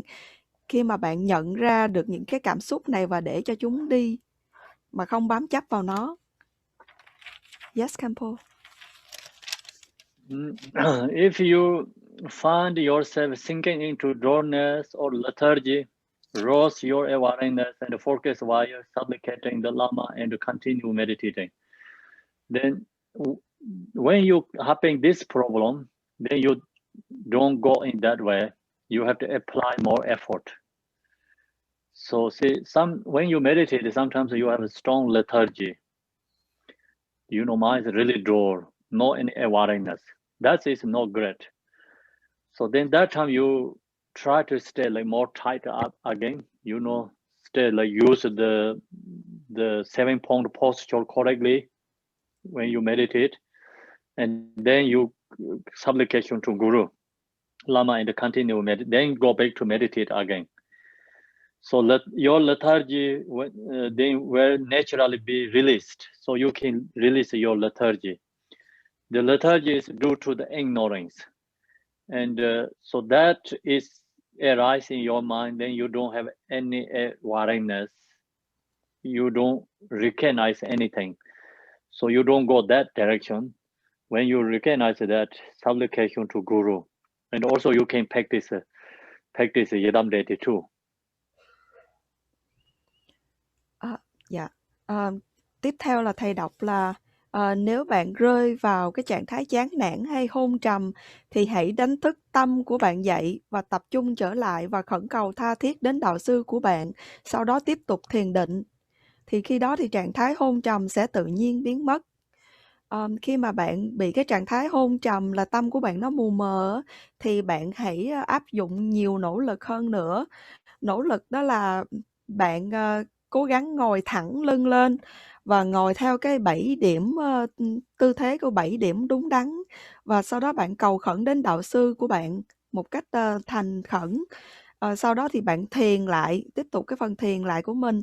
Cái điều này sẽ giúp cho cái hôn trầm nó không còn nữa, và cái hôn trầm này có được là bởi vì vô minh. Và khi mà bạn không còn hôn trầm nữa thì bạn lại tiếp tục thiền, bạn tiếp tục cầu khẩn đến đạo sư, và bạn cũng có thể cầu khẩn đến bổn tôn. Yep, yes, KHENPO. So then, if you find your mind getting too overactive and stimulated, do the same thing as before and continue meditating. So like sometimes like your so much thoughts and that kind of arise, like your body have to change postures. So your body need more relax, you know, come relax, and also supplication to Guru again and meditate. So there is a lethargy, and also another is like going to lethargy, and another is overstimulation. These two things are always happening. So that time you can change the body posture too. When you have a lethargy, you have to put more effort. And when you have the overstimulation and too much over thoughts, then you need more relax, calm down. So that's you have the method using. Then clarity, emptiness will become more and more apparent. Then your meditation, positive experience become more and more strong and strong. Like this, whatever appearance or phenomena arise, catalyzing the experiences of happiness and suffering. If you can apprehend them with the space of mindfulness, awareness, they will naturally be purified, naturally be released. So that's more explained in this quote. Dạ. Thầy đọc tiếp là cũng giống như vậy. Nếu mà bạn trong cái trạng thái tâm của bạn bị xáo trộn hay là bất ổn thì cũng hãy làm như chỉ dẫn bên trên và tiếp tục thiền định. Thì khi đó thì trạng thái bất ổn sẽ tự nhiên biến mất và không tánh quang minh sẽ trở nên ngày một rõ ràng hơn. Tức là khi mà bạn trong cái trạng thái như là trạo cử, là tâm của bạn nó trở nên rất là xáo động, có nghĩa là bạn có rất là nhiều ý tưởng, ý nghĩ trong tâm nó khởi lên cùng một lúc. Thì khi đó cũng giống như vậy, bạn thay đổi cái tư thế ngồi của bạn, ngồi thẳng lưng lên và thư giãn một chút, thả lỏng cái cơ thể bạn một chút, rồi sau đó cầu khẩn đến đạo sư, rồi sau đó tiếp tục lại cái phần thiền của bạn. Và đây hai điều này là hôn trầm hay là trạo cử, là hai điều mà luôn luôn xảy ra cùng một lúc trong cái không phải cùng một lúc mà luôn luôn xảy ra, thường xảy ra trong thiền của bạn. Thì bạn nên áp dụng là thay đổi cái tư thế ngồi của bạn. Tức là hôn trầm là khi mà tâm của bạn mù mờ thì bạn sẽ nên áp dụng thêm nhiều cái nỗ lực hơn để cho tâm của bạn nó sáng hơn. Nhưng mà khi mà tâm của bạn nó qua cái trạng thái như trạo cử, tức là nó bị quá sao động thì hãy an dịu tâm của bạn xuống. Và đó là những cái cách mà để áp dụng. Và khi mà hai cái trạng thái này không còn nữa thì tánh quang minh và tánh không sẽ trở nên ngày một rõ ràng hơn.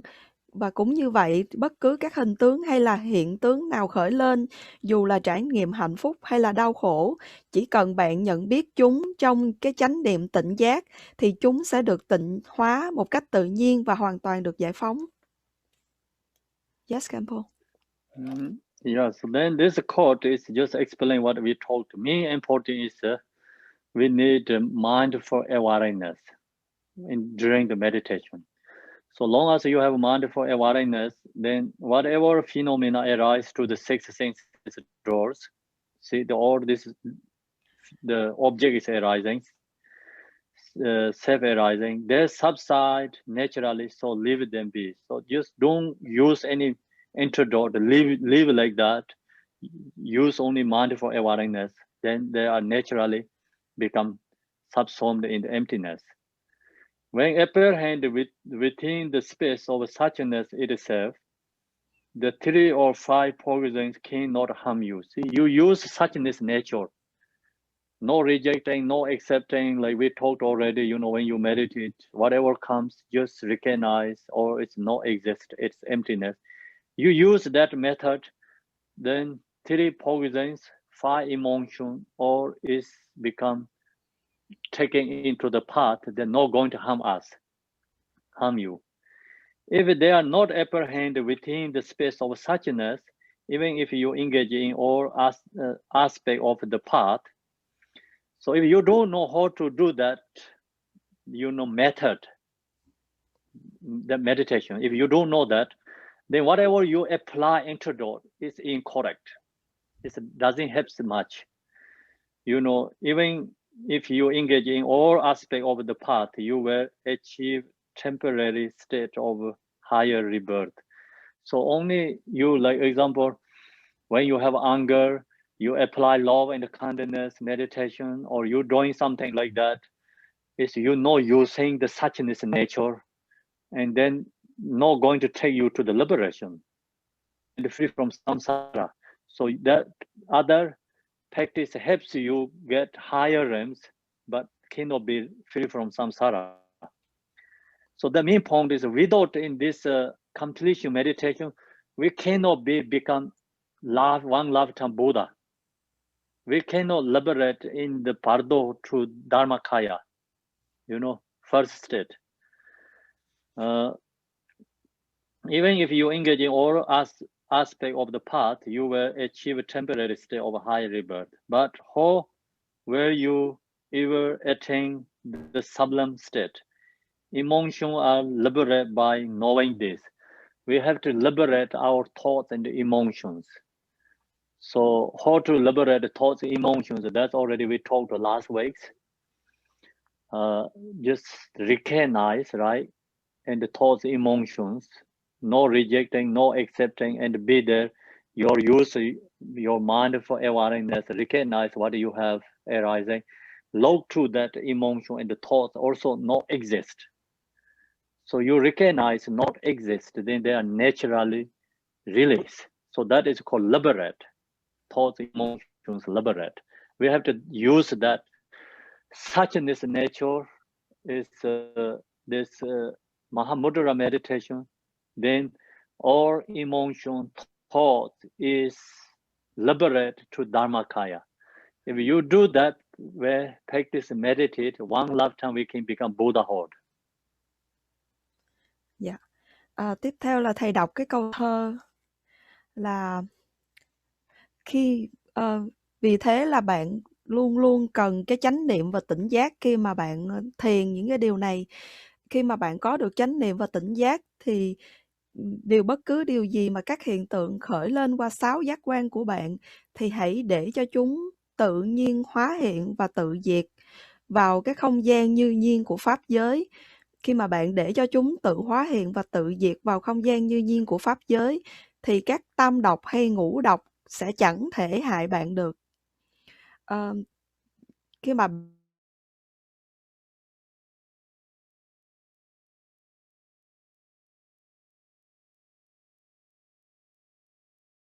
Can you vào cái hear không tánh của him? pháp,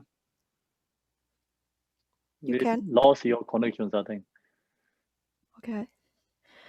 Dạ chắc phải nói lại quá. Is it better now? Yeah, we can hear now. Dạ, thì thầy nói là vì thế quan trọng nhất là bạn phải luôn áp dụng cái chánh niệm và tỉnh giác khi mà bạn thiền điều này. Tức là khi mà có chánh niệm và tỉnh giác, thầy đọc tiếp 6 câu tiếp là khi có chánh niệm và tỉnh giác thì khi các hiện tượng khởi lên qua 6 giác quan, hãy để chúng tự hóa hiện và tự diệt vào không gian như nhiên của pháp giới. Khi mà các hiện tượng này có thể tự hóa hiện và tự diệt vào không gian như nhiên của pháp giới thì các tâm độc và ngũ độc sẽ chẳng thể hại bạn.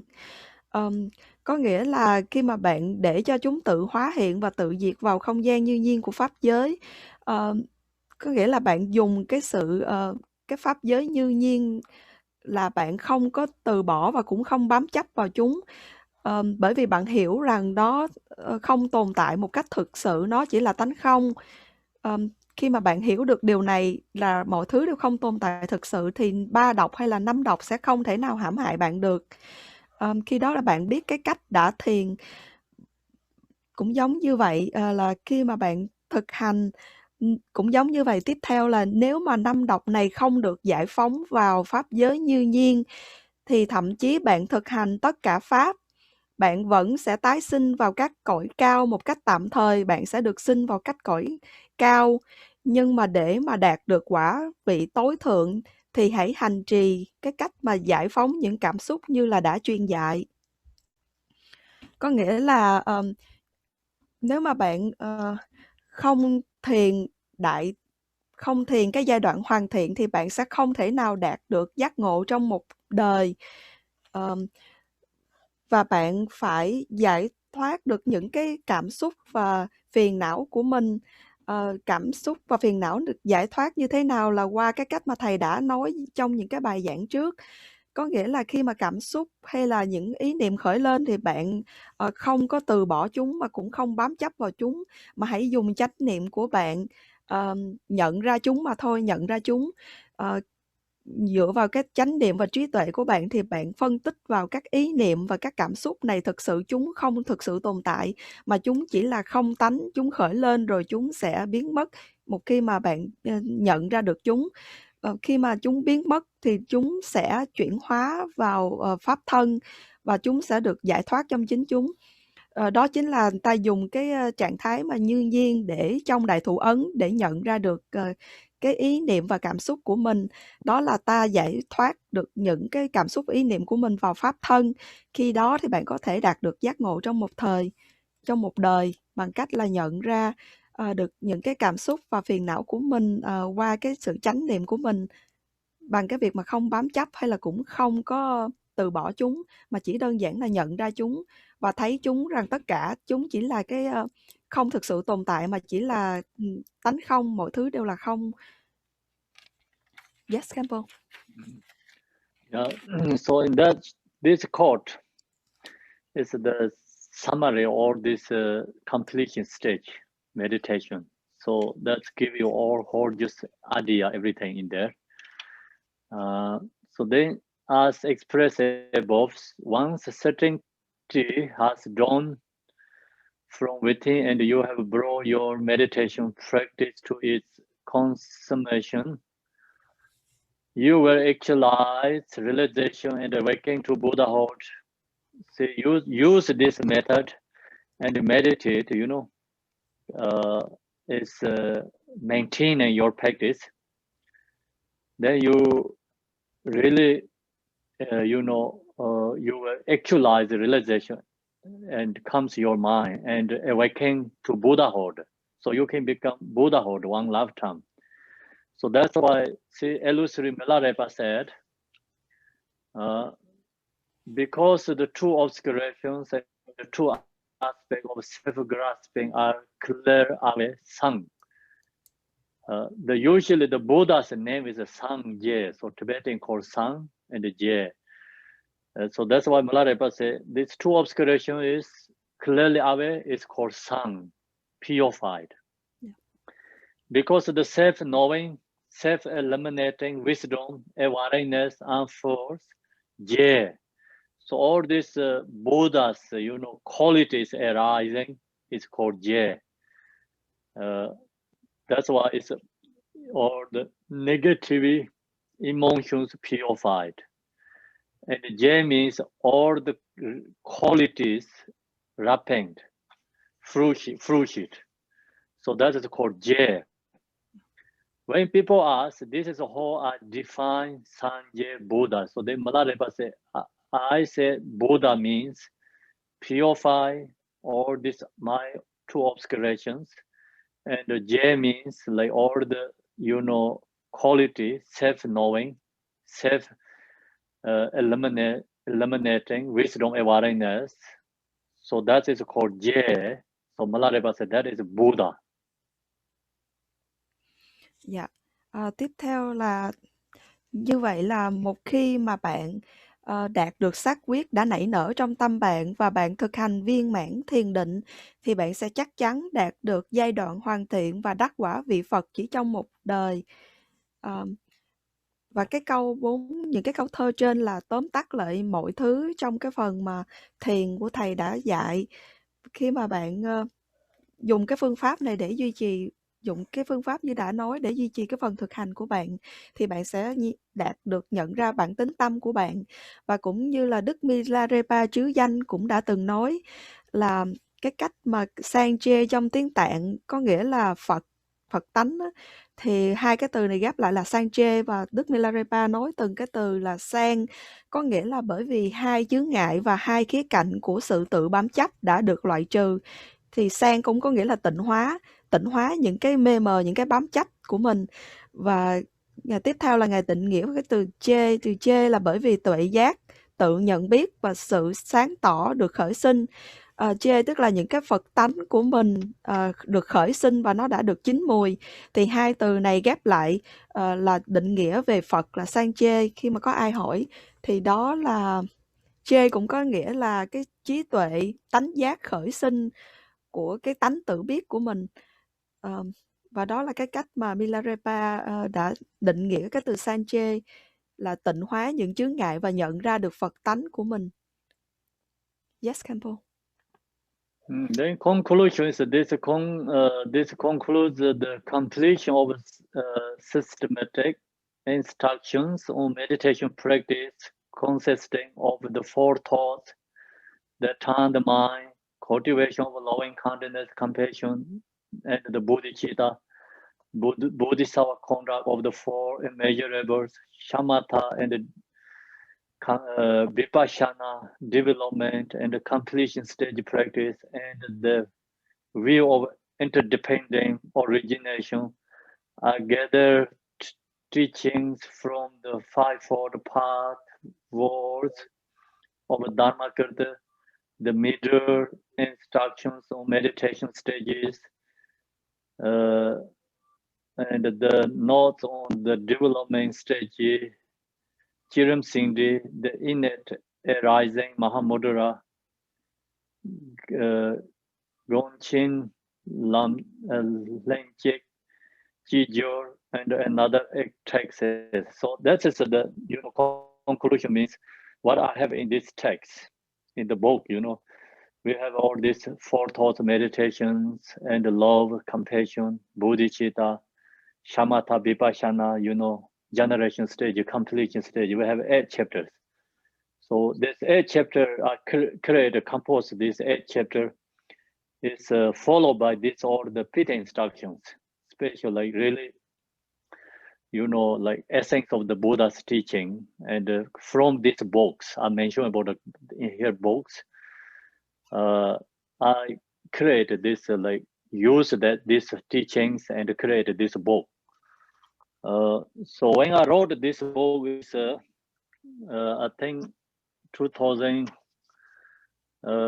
is it 2014, yeah, March in 2014.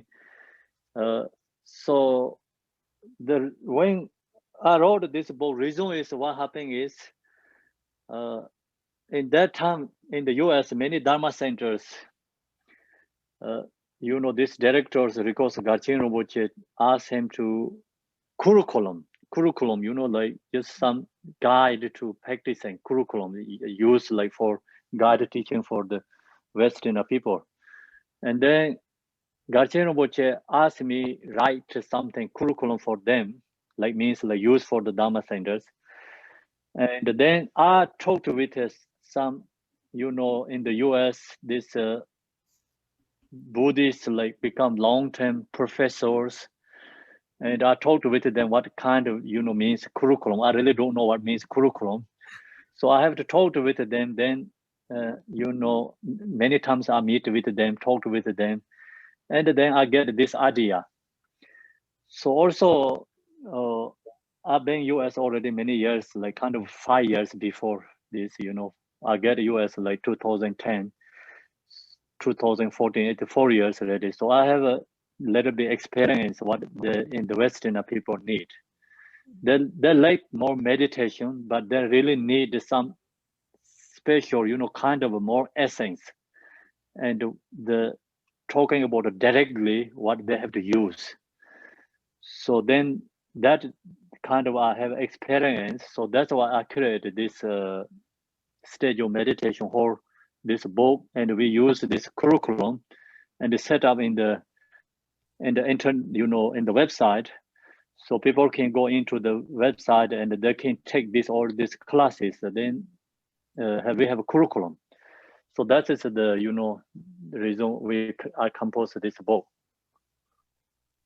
Dạ, thầy đọc tiếp cái phần kết luận là những cái cuốn sách này là một cái giáo huấn hệ thống về những chỉ dẫn thực hành thiền định. Là những cái bài này là đã trong cái nguyên cuốn sách của thầy viết gồm có 8 chương. Nó bao gồm 4 điểm chuyển tâm, trưởng dưỡng tình yêu thương và lòng bi mẫn và bồ đề tâm, tứ vô lượng tâm trong Bồ Tát đạo. Nó bao gồm thiền chỉ và thiền quán tuệ, và bao gồm thực hành giai đoạn phát triển và hoàn thiện là chương thứ 8 mà mình vừa hoàn thành, và lý duyên sinh và đã hoàn mãn. Và thầy đã tập hợp các giáo huấn từ con đường 5 nhánh khai thị của tôn giả Pháp xứng, những chỉ dẫn trung quán về các giai đoạn thiền định, Gorim Papa, ghi chú về giai đoạn phát triển của Kerim Sindri, Đại Thủ Ấn, khởi sinh nội tại của Chakchen, Lenchik Kecho và những bản văn khác. Và thầy nói là trong cuốn sách này gồm có 8 chương, và thầy tạo ra cuốn sách này như là một cái chỉ dẫn mà tinh túy của tất cả các giáo huấn của chư Phật. Và thầy viết cái cuốn sách này vào năm 2014. Cái lý do là ở cái thời điểm lúc đó ở Mỹ có rất là nhiều trung tâm Phật Pháp khác nhau. Và Gachen Rinpoche cũng đã chỉ dẫn là thầy nên soạn ra một cái bản thảo gọi là curriculum. Cũng giống như là đi học nó có một cái bảng để mà mình dựa theo đó mình biếtว่าmình ở cái giai đoạn nào. Thì lúc đó thầy không có biết cái từ này, nhưng mà qua cái việc mà liên lạc tiếp xúc với các cái vị mà giáo sư của trường đại học mà cũng giảng về Phật Pháp, thì thầy nhận ra rằng những cái người Mỹ hay cái người phương Tây ở bên này họ rất là thích thiền tập, nhưng mà họ chưa có một cái chỉ dẫn nào mà hoàn thiện đầy đủ hay là cô động để mà họ thiền. Và như thế là thầy đã nảy ra một cái ý kiến tức là thầy đến Mỹ vào năm 2010, và lúc đó thầy đã được 4 năm ở Mỹ, và thầy có những cái ý kiến, những cái kinh nghiệm khác nhau và nhận ra được những cái điều mà những người phương Tây đang cần. Thì khi đó thầy viết cái cuốn sách này là nó cô động những cái phần và chỉ dẫn về thiền tập một cách trực tiếp, chỉ dẫn cho những người thực hành thiền. Đó là lý do mà thầy viết cuốn sách này như là một cái sự chỉ dẫn một cách cô động. Và cuốn sách này cũng có được đăng trên cái trang web của trung tâm như là và có những cái lớp hướng dẫn hay là những cái bài giảng và tất cả đều được đăng trên cái website của trung tâm. Yes, KHENPO.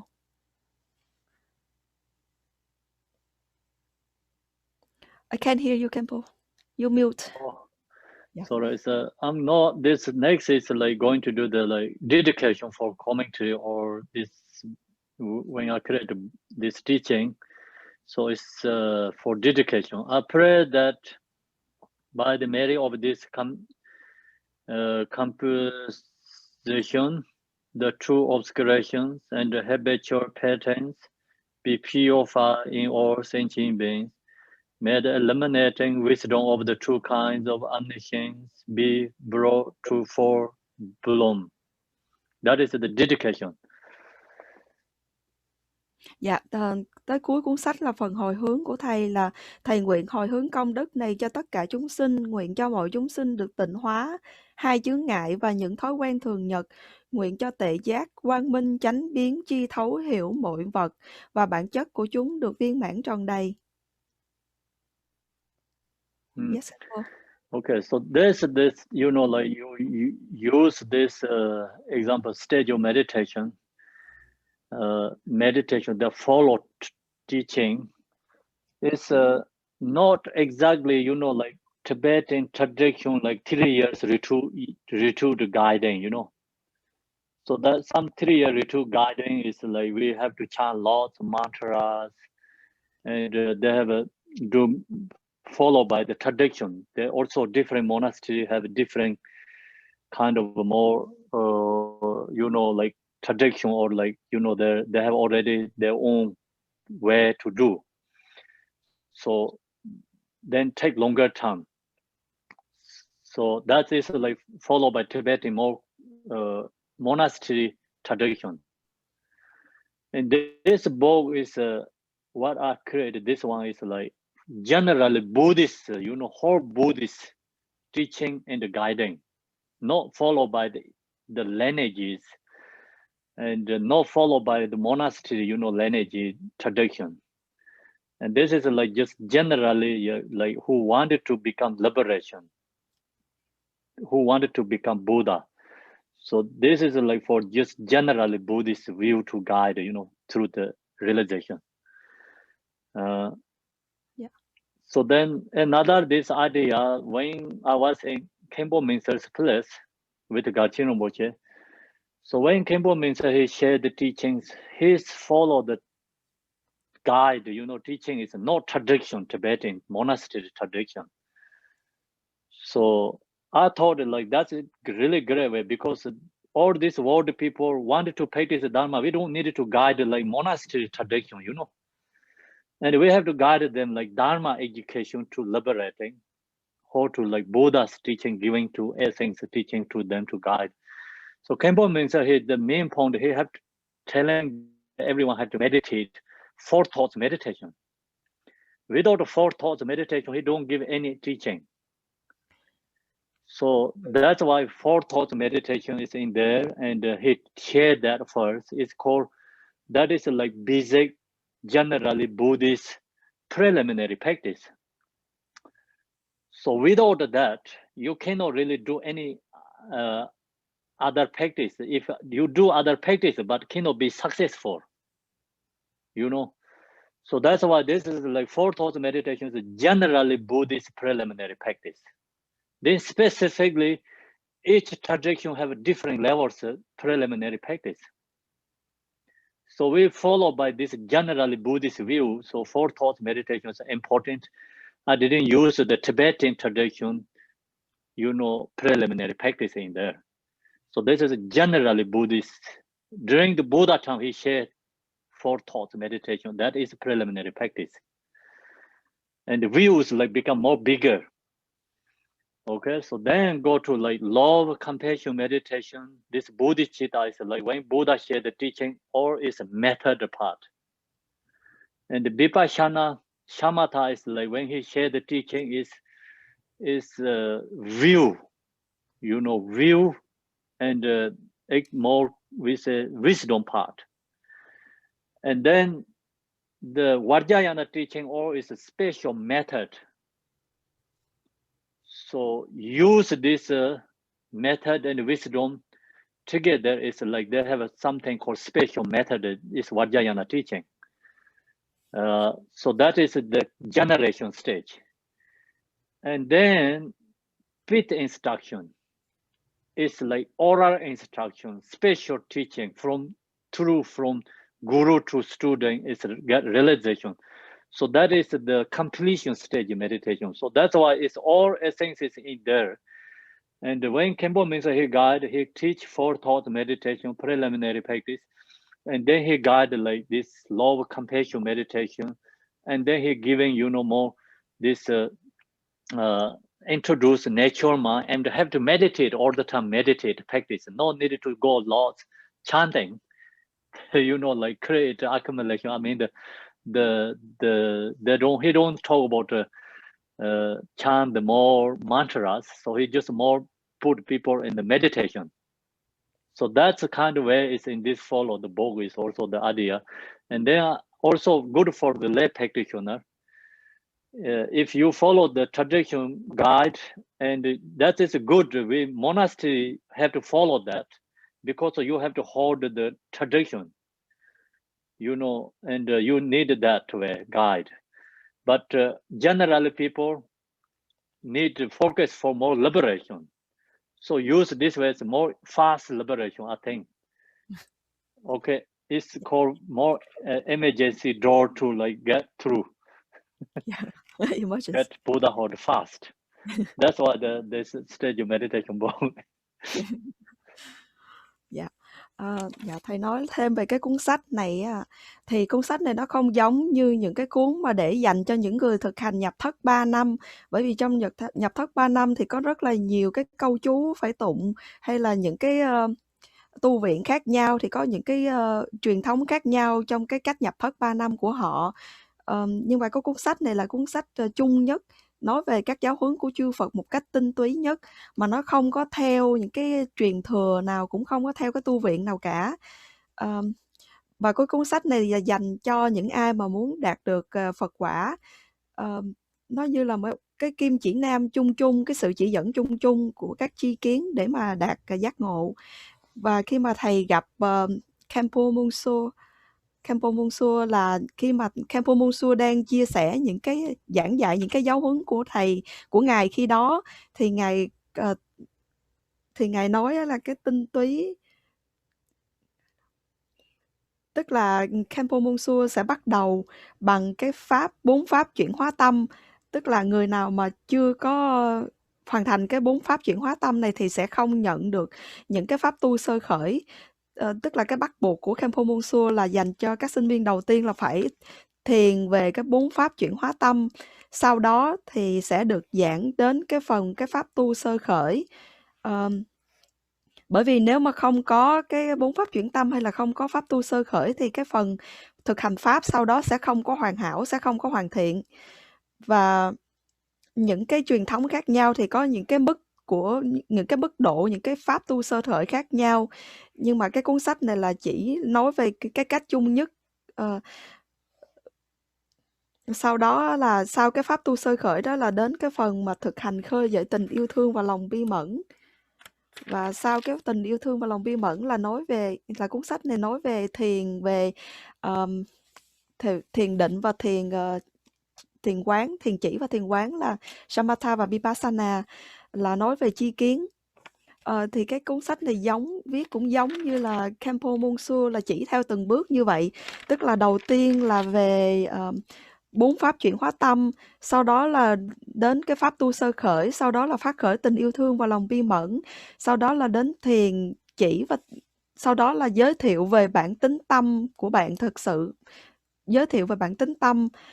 Và bản tính tâm là KHENPO Mungsu là nói về, khi mà giới thiệu về bản tính tâm thì KHENPO Mungsu chỉ nói về chú trọng vào cái phần thiền mà thôi, không có tụng hay đọc nhiều quá trong kinh, mà chủ yếu là thiền để nhận ra bản tính tâm của bạn. Đó là cái cách mà cái cuốn sách này theo. Và về cái phần mà đó là cái phần thiền chỉ và thiền quán, đó là tri kiến để nhận ra trí tuệ của bạn, đó là cái con đường mà nhận ra trí tuệ. Và về kim cang thừa là tất cả đều là những, khi mà giới thiệu sau cái phần thiền chỉ và thiền quán là đến cái giai đoạn mà nói về kim cang thừa, là kim cang thừa là tất cả những các chỉ dẫn đặc biệt về cái phương tiện thiện xảo và trí tuệ kết hợp lại với nhau. Đó là qua cái phần thiền về giai đoạn sinh khởi. Và về cái giai đoạn hoàn thiện thì nói về những cái chỉ dẫn mà cốt tủy tinh túy, là những cái khẩu truyền đặc biệt từ đạo sư đến học trò, đó là chính là cái giai đoạn hoàn thiện. Và cái giai đoạn mà sinh khởi là tất cả những cái kết hợp của phương tiện thiện xảo và trí tuệ. Đó là cái phần mà KHENPO Munso thường giảng dạy như cái bước như vậy, tức là từ 4 pháp chuyển tâm, xong rồi đến giai đoạn sơ khởi, xong rồi đến tình yêu thương và lòng bi mẫn, rồi đến giới thiệu bản tính tâm của bạn, qua cái con đường của kim cang thừa, thiền về bản tính tâm của bạn. Và cái cuốn sách này á, thì dành cho những người mà thực hành, như là những người mà thực hành chung chung, những người mà không có thực hành như là những cái vị tu sĩ, mà như là người thường tập ở nhà như chúng ta. Thì những người ở nhà thường tập như chúng ta thì cần cái sự tập trung, cái tinh túy hơn để mà tập nó lẹ hơn. Và cuốn sách này thì thầy nói thì nó chú trọng vào cái tinh túy hơn, là như là những cái nghi quỹ ở trong tu viện thì nó sẽ phải theo những cái sự chỉ dẫn, theo cái cách trình bày nó rất là dài. Mà cái cuốn sách này nó cô động hơn, nói về những cái tinh túy để ta tập trung thực hành để mà đạt giác ngộ một cách nhanh chóng nhất. Và cái cuốn sách này giống như là một cái cửa, và thầy nói cái cửa emergency là cái cửa thoát hiểm, cái cửa mà lối thoát lẹ nhất đến đạt được Phật quả lẹ nhất. Yes, KHENPO. We have so